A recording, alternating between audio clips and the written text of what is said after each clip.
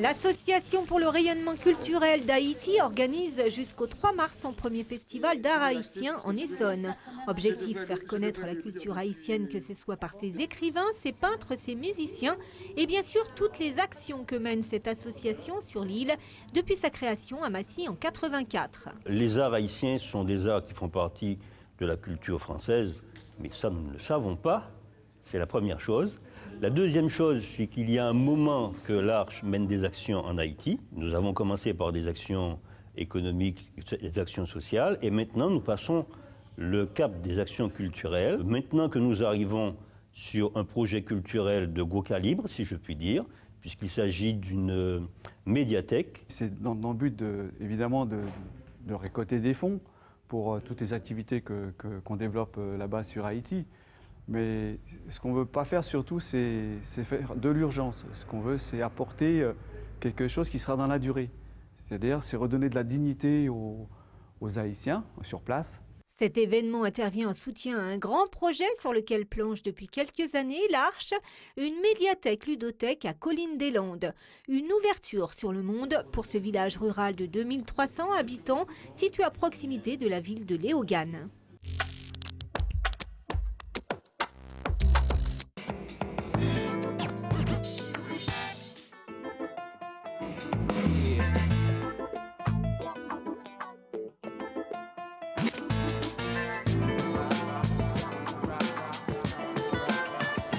Louis, un petit mot sur le planeur, qu'est-ce que c'est et comment ça fonctionne? Alors le planeur, c'est donc voler avec un aéronef sans moteur, un planeur. Comment ça fonctionne? C'est une machine qui est faite pour exploiter les courants ascendants. Donc ça plane, comme un avion en papier, hein, vous le jetez, il descend. Il vole en descendant. Et ce qu'on va faire quand on fait du planeur, c'est qu'on va exploiter des mouvements verticaux de la masse d'air. On va essayer de trouver des endroits où l'air monte, qui se présente en général sous la forme d'une colonne, hein, un peu similaire à une colonne de fumée au-dessus d'une cheminée. Et en tournoyant, en spiralant comme on dit dans cette colonne d'air chaud qui s'élève, on va réussir à prendre de la hauteur. Avec cette hauteur on fait quoi? On parcourt de la distance, en descendant toujours, pour retrouver une nouvelle colonne ascendante et ainsi reprendre de la hauteur. C'est le principe du vol à voile, hein. C'est ce que font tous les rapaces, monter, avancer, parcourir du chemin, retrouver une ascendance, remonter et ainsi de suite. Enchaîner cette séquence pour prolonger le vol. Le principe c'est le suivant, hein. Le soleil chauffe le sol, l'air est chauffé au contact du sol et il est chauffé plus ou moins en fonction de la nature des sols. Une forêt chauffe très peu, un fleuve chauffe quasiment pas, un parking ou un champ moissonné chauffe très fort. Et donc les endroits où l'air chaud s'amasse, ça forme des bulles d'air chaud qui s'élèvent à la manière des montgolfières et qui déclenchent le cycle de l'ascendance qui va durer 5, 10, 15 minutes. Et comme ça, pendant 5, 10 ou 15 minutes, on va avoir une colonne d'air chaud qui s'élève vers le ciel et qui vient former derrière moi tous les petits nuages qu'on appelle des cumulus. Tous ces nuages qui sont derrière moi, ils n'existent pas la nuit, ils se forment avec l'élévation de la température diurne, de jour, et ils vont disparaître ce soir vers 19h30, 20h, quand le soleil sera trop bas sur l'horizon et ne chauffera plus assez le sol. Ce principe, ce phénomène s'appelle la convection, et c'est ce qu'on exploite principalement quand on fait du vol en planeur, du vol à voile en plaine, donc en région Île-de-France par exemple. Vous avez entendu le clic? Oui. Et on va faire le dernier clic. Attention aux cheveux. On peut avoir des gens qui viennent ici pour s'aérer la tête et pour faire un petit vol en local, sans grandes ambitions, simplement pour le plaisir d'être en l'air. C'est le rêve d'Icare, hein, c'est ancré en chacun de nous. Là ça va, hein, là on est sur Terre, tout va bien quoi. Ça va aller. Je rêve moi ma mamie tout à l'heure quoi. Et puis il y a des gens qui mordent un peu plus à l'hameçon, qui ont envie de progresser, de faire les plus grands vols possibles. On a des amateurs de très grands vols qui vont être, comme vous voyez derrière moi, prêts les premiers à décoller le matin pour rentrer si possible les derniers le soir et avoir parcouru la plus grande distance réalisable. Pour vous donner un ordre d'idée, une bonne journée en plaine, comme on peut avoir aujourd'hui, ça n'a pas l'air mauvais du tout, on va pouvoir peut-être réaliser des vols de 300, 400, voire plus de 500 km. Ouais. Inversement, poussez à droite. Ça fait revenir la pédale de gauche, d'accord? Ouais. Vous pouvez laisser vos pieds dessus, mais vous me laisserez piloter en transparence. Non, d'accord, ouais. Hein? D'être souple, ok? Méthode et rigueur parce qu'il y a des moments critiques dans le vol, hein. Un décollage, un atterrissage, ce sont des moments où il n'y a pas de deuxième prise, hein. Quand on fait un décollage ou un atterrissage, on n'a pas de moteur, on ne peut pas remettre les gaz pour se représenter par exemple. Donc c'est des moments où il faut être rigoureux, respecter des règles. Quand on conduit un vol sur la campagne, quand on fait de grandes distances, il faut être sûr à tout moment qu'on peut assurer un dégagement dans un champ, atterrir dans un champ si on ne trouve plus de courant ascendant. Donc ces moments-là, ils sont critiques, il faut être très, très méthodique pour ça. Il faut peut-être une bonne perception des choses, de bonnes sensations, parce qu'une grande partie du vol, de la perception du vol, se passe de manière physique. On sent physiquement les ascendances. C'est ce qui rend également le plaisant le vol à voile, c'est que vous sentez physiquement votre planeur monter ou descendre. Ça rend la chose intéressante. Et puis il faut être observateur, regarder le ciel, ce qui se passe. Voilà. Donc, les planeurs sont soit monoplace, soit biplace. Et après vous avez tout un panel d'envergure, donc de grandeur possible selon les performances recherchées. Donc ça va aller du petit monoplace de moins de 15 mètres, très facile d'accès, facile à piloter pour débutants, jusqu'à derrière moi des grands monoplaces de 25 mètres et plus, taillés pour la performance, taillés pour les très grands vols. Pour faire simple, plus l'envergure du planeur est grand, plus ses performances sont élevées. Plus l'envergure de l'aile est importante, plus les performances sont élevées. Et quand on parle de performance, pour un planeur, il y a une grandeur qui revient régulièrement qu'on appelle la finesse. La finesse, c'est le rapport de la distance qu'on peut parcourir à la hauteur qu'on perd pour la parcourir.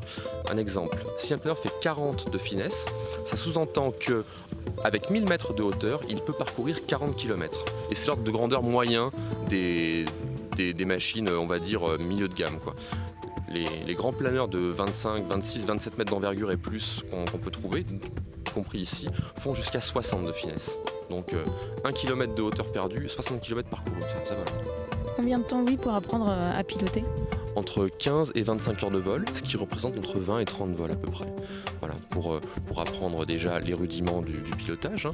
On a 3 gouvernes associées à notre planeur, 3 axes de pilotage possibles, et puis apprendre à décoller et atterrir, en premier temps, suivre un avion remorqueur, bon, apprendre à détecter les courants verticaux de la masse d'air, détecter les ascendances pour pouvoir prolonger le vol, parce que si on ne sait que piloter et qu'on ne sait pas prendre un courant ascendant, on va monter et puis se reposer immédiatement après. Hein. Quand on fait un vol, hein, on décolle, on monte vers 500 mètres.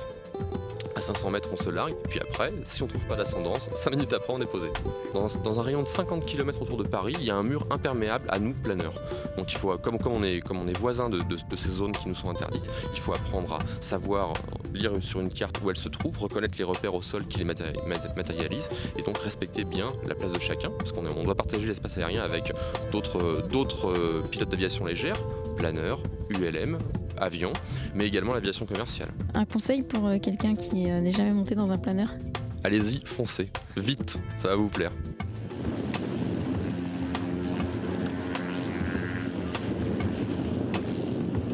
Beaucoup d'appréhension en fait avant de venir à Bunau-Bonnevaux pour tester le planeur. Finalement tout s'est bien passé, le démarrage il est un peu, ça secoue un peu. Une fois qu'on est dans les airs, je crois que le mieux c'est d'apprécier le moment, de prendre vraiment du plaisir. La visibilité elle est extra, le cadre il est magnifique, l'accueil il est sublime aussi, extraordinaire.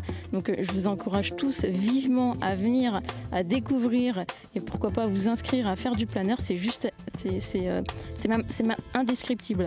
Donc je vous encourage tous à venir, c'était vraiment comme ça. Un peu fatigués de courir les salons d'artisanat de la région parisienne, Tom et Marie Ravinet, un couple de créateurs de bijoux en végétaux, ont ouvert en novembre dernier leur boutique en plein centre de Dourdan. Un lieu historique où dorénavant sont exposées à la vente leurs créations et celles d'une vingtaine d'artisans, originaires en grande partie de la région parisienne. Un lieu rare pour des pièces uniques. Je crois qu'ils sont surtout contents de trouver de la création et de l'artisanat, chose qui n'est pas représentée dans la région en fait.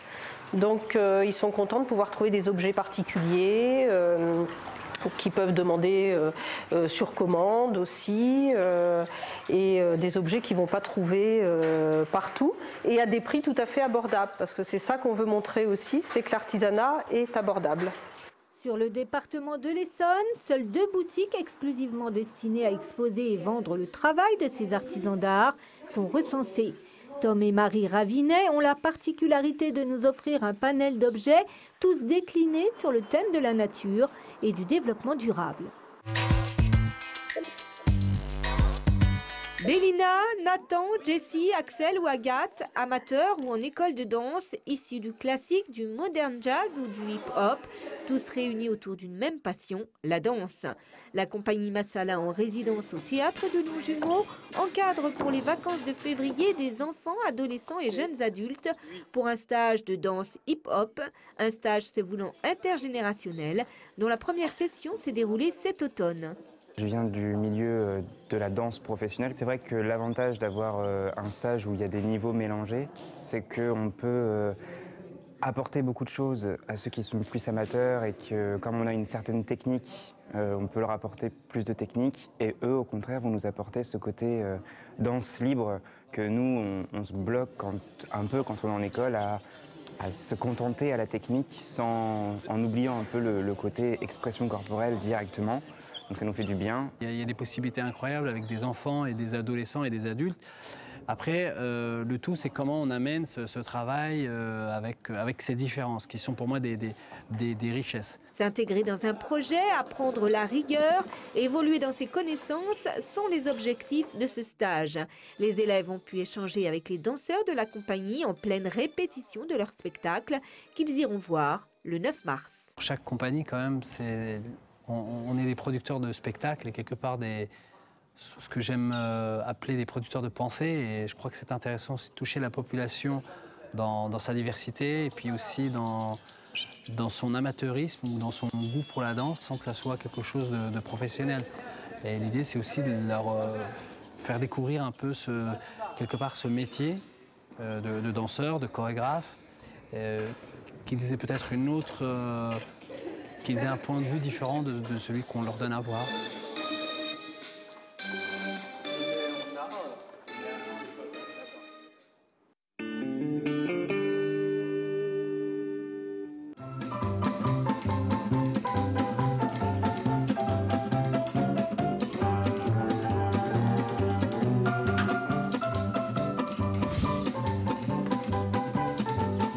Je m'appelle Annie Garcin, j'habite à Corbeil et donc je suis artisan d'art.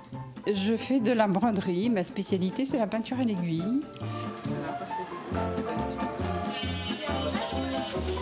Mon originalité c'est de broder des œufs et donc je les brode avec des rubans de soie et de la soie.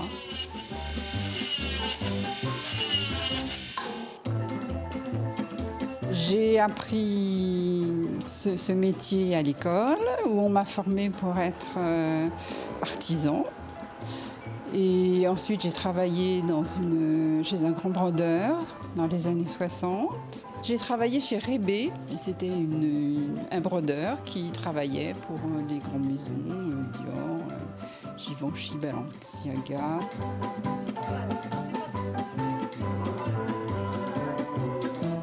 Je trouve que c'est un métier très beau et qui est oublié. On fait appel à moi pour des salons ou des métiers anciens. Donc ça fait quand même partie, pas des dinosaures, mais peut-être pas loin.